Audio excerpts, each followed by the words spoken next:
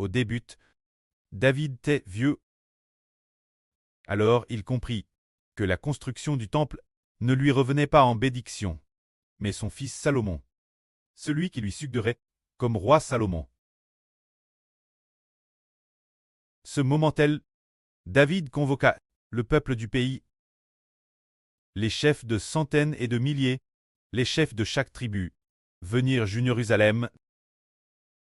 Ce moment-là, de nombreux hauts fonctionnaires du pays, des hommes respectables, vinrent tous Jérusalem. Alors David leur parla ainsi, pour leur faire part de la vision de construire le temple. Des plans de construction du temple, David dit alors, « Mes frères et mon peuple, écoutez-moi. J'avais cure de bâtir une maison pour y poser l'arche de l'alliance de Jéhovah, comme marchepied de notre Dieu. Et j'avais fait les préparatifs et prépare les matériaux de construction. Mais mon Dieu m'a dit, tu ne bâtiras pas pour mon nom une maison, car tu es un homme de guerre, et tu amènes de grands combats.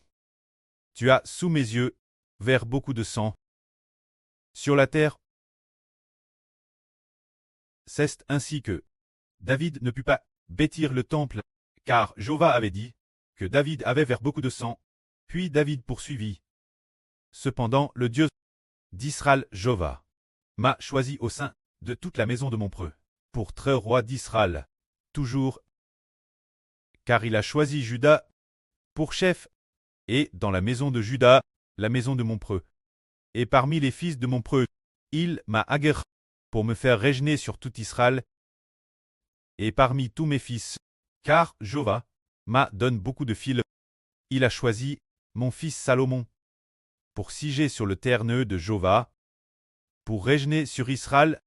Ce moment-là, il dit, tous les officiers, tous les ministres du pays en disant que celui qui succéderait David comme roi serait le fils de David Salomon, bien que Jéhovah ait donné David beaucoup de fils, mais c'est Salomon qui, l'avenir, devait succéder comme roi pour régner sur Israël. Alors pourquoi Jéhovah a-t-il choisi Salomon pour succéder David comme roi? Dans quel but? David expliqua que le choix de Salomon était pour une seule chose, construire le temple, afin que le peuple serve Dieu. Il dit alors ceci. Jéhovah m'a dit, ton fils Salomon bâtira ma maison et mes parvis, car je l'ai choisi pour mon fils, et je serai pour lui un preuve, s'il persévère, pratiquer mes commandements et mes ordonnances, comme aujourd'hui. J'affermirai son royaume pour toujours. Maintenant donc, devant toute l'assemblée de Jéhovah, et en présence de tout Israël, et sous le regard de notre Dieu qui vous observe et vous coûte, appliquez-vous, observez et recherchez de Jéhovah tous les commandements, afin que vous posiez ce bon pays. Ce moment-là, David donna le plan de la construction du temple, avec tous les modes. Son fils Salomon se dire comment le temple devait être construit, il le dit son fils. Comme il est dit ici, David donna le modèle du portique, des bâtiments, des chambres du trésor, des chambres hautes, des chambres intérieures et du lieu, pour le propitiatoire, le plan du lieu terrestre saint, qu'il remit à son fils Salomon. C'est dire que David avait un plan. Ce modèle du temple, ce plan que Jéhovah lui avait fait comprendre comment construire le temple de Jéhovah. Il remit alors ce plan ou le modèle correspondant. Son fils Salomon. Il faut que Jéhovah le meuve. Connu par l'Esprit. C'est Jéhovah.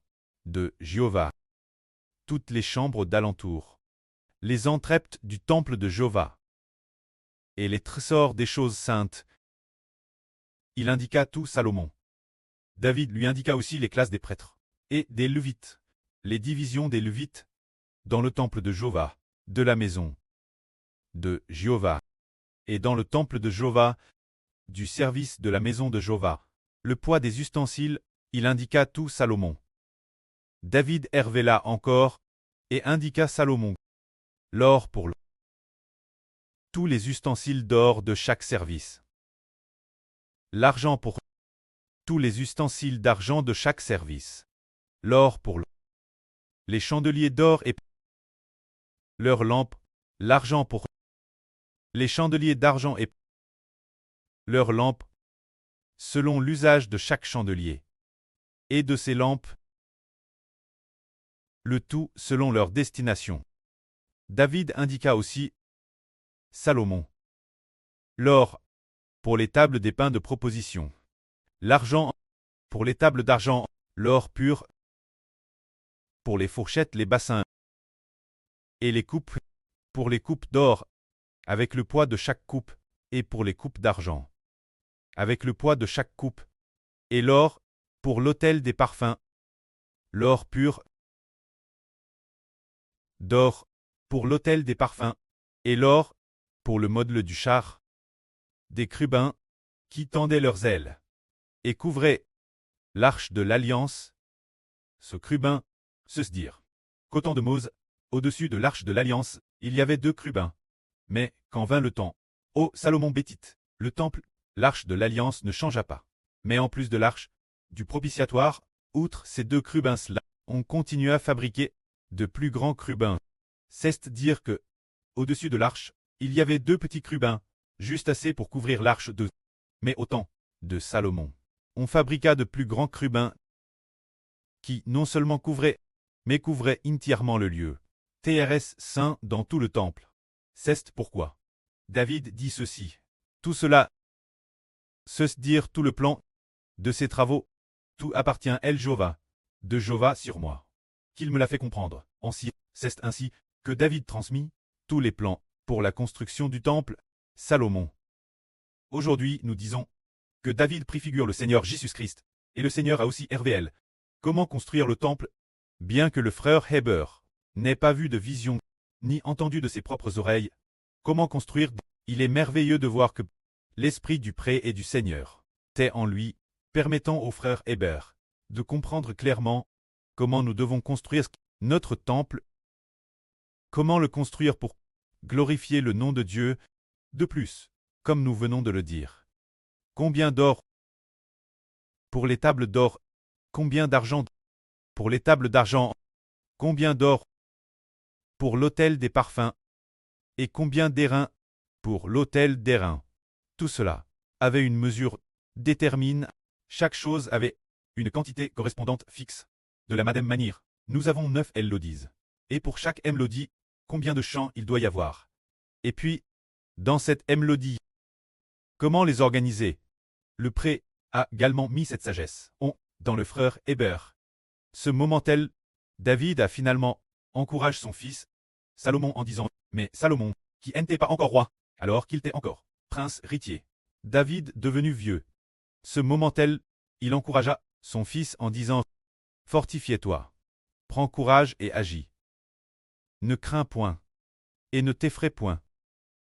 Car Jéhovah Dieu, mon Dieu, sera avec toi. Il ne te délaissera point, il ne t'abandonnera point, jusqu'à ce que tout l'ouvrage, pour le service de la maison de Jéhovah, soit achevé. Vois, il y a ici les prêtres et les divisions des Lévites, pour le service de Dieu, dans toutes les affaires du temple. Il y a aussi toutes sortes d'artisans, pour chaque type de travail, PRTS TD de bon cure, et tous les chefs, ainsi que tout le peuple, obéiront tous tes ordres, c'est dire Salomon, au moment de la construction du temple, puisque le précleste a décidé de définir et de faire bâtir le temple de Jéhovah Dieu.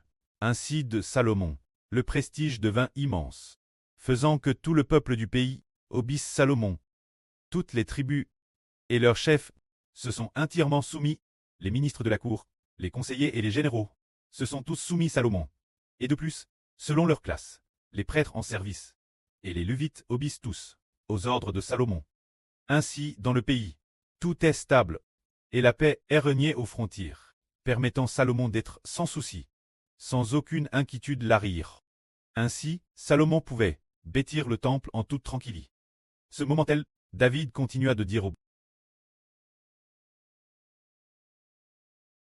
ministres et hauts fonctionnaires, mon fils Salomon, est celui que Dieu a choisi. Il est encore jeune et délicat. Et cet ouvrage est immense. Car ce temple n'est-ce pas pour un homme, mais pour El Jéhovah Dieu, construit.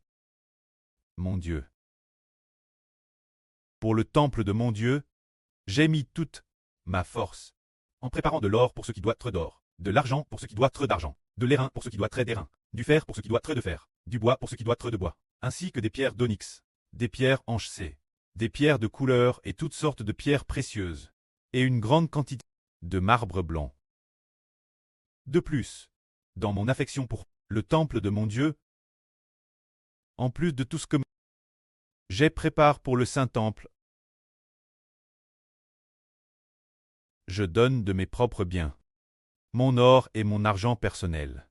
Jéhovah, mon Dieu, pour la maison de mon Dieu, savoir de l'or d'Ophir, 3000 talents, d'or affine, 7000 talents, pour en revêtir les parois des bâtiments, pour les objets d'or et d'argent, et pour tout l'ouvrage des mains, des artisans. Alors combien d'or David a-t-il offert ce moment-elle? De l'or d'Ophir, dire de l'or d'Ophir, ce qui signifie de l'or pur de haute qualité, l'or provenant d'Ophir, s'élevait 3,00 talents, 3,00 talents, ce qui équivaut 102,6 tonnes d'or. 102,6 tonnes. Pas 1 ou 2 tonnes, mais bien 102,6 tonnes. Vraiment David était, en effet, extrêmement riche. Il a aussi été généreux dans son offrande Dieu. Puis quand l'argent, c'était 7,00 talents, soit 239,4 tonnes. Soit près de 240 tonnes. Pas 12 kilos, ni 1 ou 2 tonnes, mais 200 PRS de 240 tonnes. Ainsi ont été offertes plus de 100 tonnes d'or et 240 tonnes d'argent. Quoi cela servait-il? Recouvrir le temple. C'est alors que David dit encore: qui veut aujourd'hui offrir ce qu'il pose de Jéhovah pour la construction du temple? Alors les chefs des familles, les chefs de milliers, les chefs de centaines, les dirigeants des tribus, ont tous fait des offrandes de leur propre or et argent, ainsi que du bronze et des pierres précieuses, pour bâtir le temple. C'est ainsi que Géarcé David, et aussi Grèce Salomon, et bien SR, Géarcé Dieu, le peuple entier, TTRS dispo offrir l'or et l'argent qu'ils possédaient pour la construction du temple. Alors aujourd'hui, nos frères et sœurs, quels sont l'or et l'argent? Destin bâtir le temple. L'or et l'argent sont des champs. Actuellement, ce que nous comprenons par l'or et l'argent, ce sont les champs. Alors, si nos frères et sœurs offrent de l'or d'Ophir, cela signifie offrir les meilleurs champs, dire les champs, compos par les frères et sœurs, compos avec une grande botte, ce sont les meilleurs, l'or d'Ophir, de l'or pur.